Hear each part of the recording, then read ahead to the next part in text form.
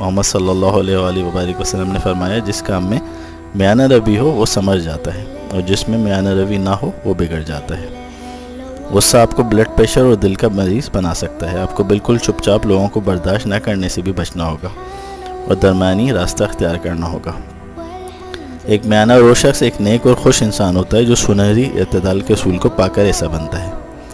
آج کی دنیا میں جہاں ہر طرف آسانی ہے، اکثر لوگ میانہ روی اور اعتدال سے محروم ہیں۔ ہم بلا وجہ خرچ کرنے اور اڑانے والے ہیں۔ ہم اپنے خول میں قید ہیں خوف اور پریشانی کی وجہ سے۔ ہم کثرت اور عیاشی کا شکار ہیں اور یہ دولت کو کچھ ہاتھوں میں مرکوز کر رہا ہے۔ دولت کی بہتات، جنک فوڈز، شراب نوشی، زنا کاری اور ڈرگز کو بڑھانے کی وجہ سے یہاں کثرت، تعلیم و تربیت اور اسپورٹس وغیرہ جیسی صحت مندانہ سرگرمیاں سے دور ہو رہے ہیں۔ ہم سب جانتے ہیں کہ کم سونا اور شراب نوشی صحت کے لیے نقصان دہ ہے۔